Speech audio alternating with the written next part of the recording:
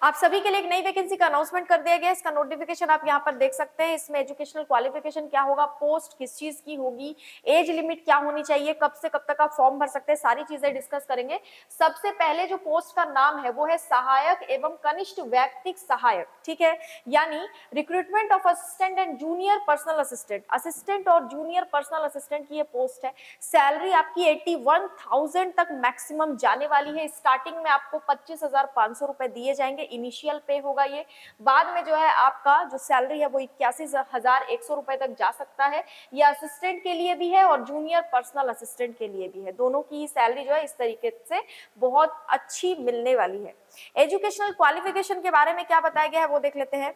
Assistant का जो educational qualification है, यानी कि आप अगर असिस्टेंट की पोस्ट के लिए फॉर्म भर रहे हैं तो किसी भी मान्यता प्राप्त विश्वविद्यालय द्वारा घोषित 60% अंक या 10 बिंदु पैमाने पर 6.32 सीजीपीए के साथ स्नातक, इस पूर्वापेक्षित शर्त के साथ स्नातक विश्वविद्यालय द्वारा निर्दिष्ट पाठ्यक्रम निर्धारित अवधि के अंदर पूरा किया गया हो, और साथ में प्रोफिशिएंसी इन कंप्यूटर, है ना, कंप्यूटर के उपयोग में प्रवीणता, यानी कि आपको कंप्यूटर का अच्छा खासा नॉलेज होना चाहिए। इंग्लिश में भी एक बार पढ़ लेते हैं। ग्रेजुएशन विद मिनिमम 60% मार्क्स, आपका जो ग्रेजुएशन की आपकी डिग्री है कम से कम उसमें 60% अंक यानी फर्स्ट डिवीजन होना चाहिए, या फिर CGPA 6.32 on 10 point scale as declared by any recognized university with a prerequisite condition that graduation should have been completed within the stipulated duration of course as prescribed by the university। ठीक है, ये आपका assistant के लिए है ना, assistant के लिए है। इसमें आपका जो सिलेक्शन है वो किस तरीके से होगा,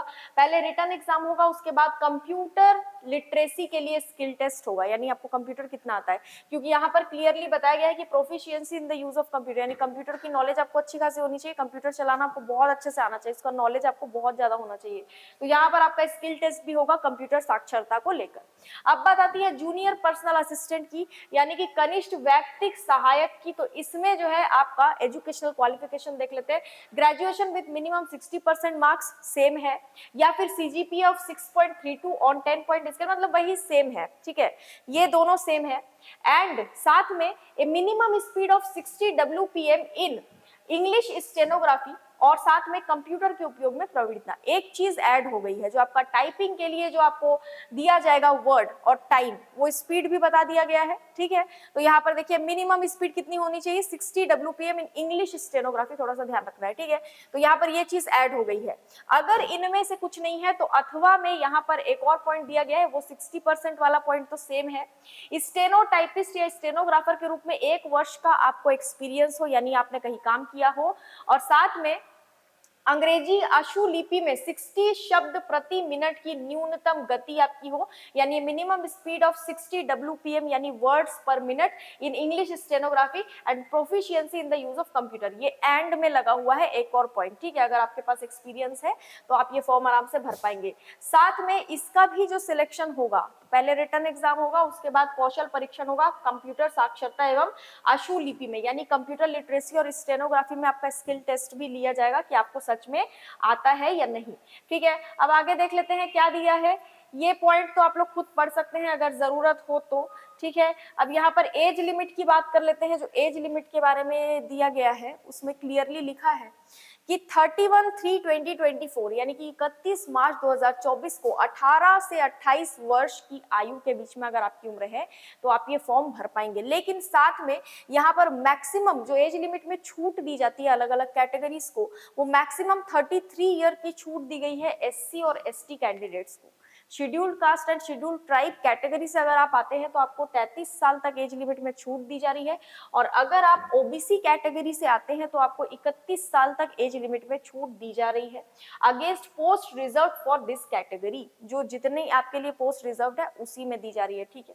नहीं तो नॉर्मली अनरिजर्व कैटेगरी से अगर आप है तो minimum age 18 year, maximum age 28 year है आपके लिए सभी पोस्ट के लिए, चाहे वो असिस्टेंट हो या जूनियर पर्सनल असिस्टेंट हो। यहाँ पर एक और पॉइंट लिखा है कि केंद्र सरकार के अधीन सभी सिविल पद सेवाओं जो ऐसी विकलांगता वाले व्यक्तियों द्वारा धारण करने के लिए उपयुक्त है, उसमें सीधी भर्ती के मामले में बेंचमार्क विकलांग व्यक्ति को ऊपरी आयु सीमा में 10 साल की छूट दी जा रही है। ठीक है, अगर आप विकलांग हैं तो आपको जो है 10 साल की छूट दी जा रही है। अलाउंस और भत्ते के बारे में लिखा हुआ है, सबसे पहले जब आप ज्वाइन करेंगे तो आपको 25,000 रुपए मूल वेतन के रूप में न्यूनतम मूल वेतन दिया जाएगा, यानी मिनिमम सैलरी आपकी 25,500 रुपए होगी और वो बढ़ते बढ़ते 81,100 रुपए तक जाएगी। ठीक है, और यहाँ पर फीस के बारे में देख लेते हैं। फीस के बारे में थोड़ा सा आपको समझना पड़ेगा, इसमें थोड़ा सा जो है सोच समझ के यहाँ पर आपको फीस भरना है, और बाद में जो है डिटेल भरेंगे तो उसको भी थोड़ा सोच के भरना है। क्यों?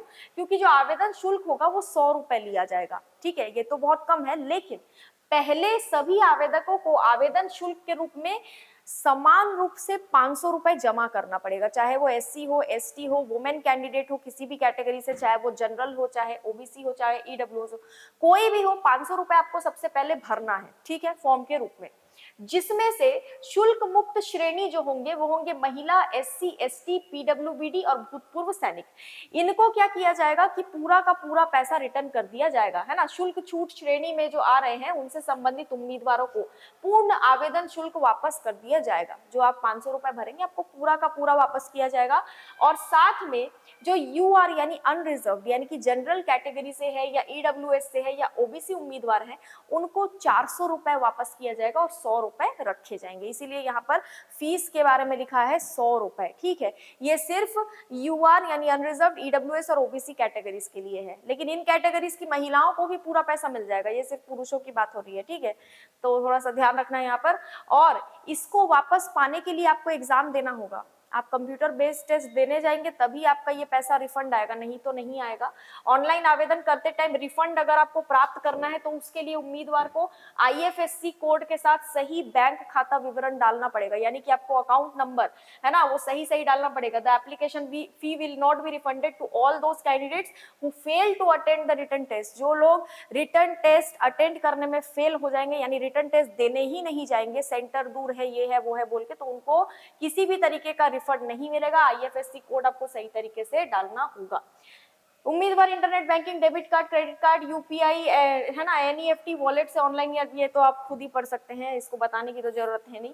अप्लाई कैसे करना है, तो सबसे पहली बात, अगर आप खुद अप्लाई कर रहे हैं, ठीक है, तो खुद अप्लाई कर रहे हैं तो वेबसाइट आपको यहाँ पर देख लेना, ये वेबसाइट है, इस पर रजिस्टर करके आपको आवेदन करना है। कब से कब तक कर सकते हैं, तो 9 मार्च 2024 से एप्लीकेशन फॉर्म भरना शुरू हो चुके हैं। 31 मार्च 2024 तक आप ये फॉर्म आराम से भर सकते हैं, तो थोड़ा सा आपको अच्छा खासा टाइम दिया गया है।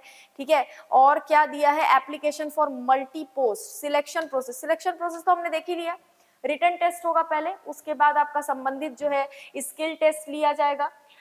यहाँ पर एक पॉइंट लिखा है, इसको देखेंगे, written test will be conducted at 10 venues. 10 जगहों पर आपका रिटन टेस्ट होने वाला है। ये उन बच्चों के लिए बहुत ज्यादा जरूरी है जो अलग अलग राज्य से पेपर के लिए फॉर्म भर रहे हैं। ठीक है, 10 जगहों में आपका जो है फॉर्म एग्जाम करवाया जाएगा। अहमदाबाद, बेंगलोर, चंडीगढ़, दिल्ली, हैदराबाद, कोलकाता, लखनऊ, शिलोंग, तिरुवनंतपुरम एंड उदयपुर, इन जगहों में वेन्यू पहले से डिसाइडेड है, यहाँ पर आपका एग्जाम करवाया जाएगा। उम्मीदवार को पहली और दूसरी प्राथमिकता के रूप में किसी भी 2 परीक्षा केंद्रों को चुन लेना है कि पहली प्राथमिकता आप किसको दे रहे हैं और दूसरी किसको दे रहे हैं। लिखित परीक्षा 2 घंटे की अवधि की होगी। ठीक है, ये थोड़ा सा ध्यान रखना है। भौतिक अनुसंधान प्रयोगशाला बेंचमार्क विकलांगता वाली, ये विकलांग बच्चों के लिए है, ये आप थोड़ा सा पढ़ सकते हैं। ट्रैवल अलाउंस की जब बात आती है, क्योंकि दूसरे शहर में पेपर होगा, ठीक है, कई बच्चे हैं जो उन शहरों से बिलोंग नहीं करते हैं, तो दूसरे शहरों में पेपर होगा, तो देखिए यहाँ पर लिखा गया है यात्रा भत्ता यानी ट्रैवलिंग अलाउंस जो दिया जाता है, उसके बारे में लिखा है कि कौशल परीक्षण के लिए योग्य बाहरी उम्मीदवार को यात्रा के प्रमाण के रूप में रेलवे या बस का टिकट प्रस्तुत करने पर वेब एप्लीकेशन में दिए गए पते से कौशल परीक्षण के स्थान तक सबसे छोटे मार्ग द्वारा स्लीपर श्रेणी या ट्रेन किराया या साधारण बस किराए का भुगतान कर दिया जाएगा। यदि उम्मीदवार निर्धारित श्रेणी से उच्चतर श्रेणी में यात्रा करते हैं तो आरक्षण शुल्क को छोड़कर केवल स्लीपर श्रेणी ट्रेन किराया, सामान्य बस किराए का भुगतान, यानी कि आप बहुत ज्यादा हाई फाई अगर टिकट बुक कर लेते हैं तो आपको वो पैसा जो है काट लिया जाएगा, समझ रहे हो, स्लीपर का दिया जाएगा आपको, बाकी का पैसा जो आपके खुद के जेब से जाएगा। तो टिकट करते टाइम थोड़ा सा आराम से, ये नहीं कि यहाँ से पैसा आ रहा है तो कैसा भी हाई क्लास का टिकट करके चले गए, ठीक है। अब आगे देख लेते हैं, बाकी सारी चीजें तो हमने डिस्कस कर ली है, यहाँ पर आप एक बार पूरा नोटिफिकेशन पढ़ सकते हैं, ठीक है। केवल भारतीय नागरिक होने चाहिए तो ही आवेदन कर सकते हैं, है ना। दर्शाई गई रिक्तियों की संख्या अनंतिम है, यानी कि number of vacancies indicated is provisional, जितनी भी वैकेंसीज बताई गई हैं, ठीक है। और बाकी सारी चीजें हो चुकी हैं। यहाँ पर देखो सर्टिफिकेट वगैरह के बारे में लिखा हुआ है, डॉक्यूमेंट्स के बारे में लिखा हुआ है, जो जो डॉक्यूमेंट आपको रेडी रखने हैं, जैसे कि ईमेल आईडी और मोबाइल नंबर तो आपका एकदम सही डालना है, documentary proof of date of birth जो कि 10th के सर्टिफिकेट में आपको मिलेगा, है ना। यदि लागू हो तो इस विज्ञापन में उल्लेखानुसार स्नातक डिप्लोमा रूपांतरण प्रमाण पत्र के लिए अंतिम या अस्थायी प्रमाण पत्र या अंक शीट की स्कैन की हुई प्रति, ठीक है। ये सारी चीजें आप एक बार देख लेंगे। बाकी आपका जो रजिस्ट्रेशन का डेट है वो फिर से यहाँ पर लिखा हुआ है 9/3/2004 से 2024 से 31/3/2024 तक आपको फॉर्म भरना है, ठीक है। ये वेबसाइट है, इस वेबसाइट पर विजिट करके बाकी की डिटेल्स आप देख सकते हैं। तो आज के लिए इतना ही। अगर कोई डाउट या कंफ्यूजन है तो आप मुझे कमेंट बॉक्स में पूछ सकते हैं। वीडियो को लाइक कीजिए, चैनल को सब्सक्राइब कीजिए, वीडियो को शेयर कीजिए। Thank you so much.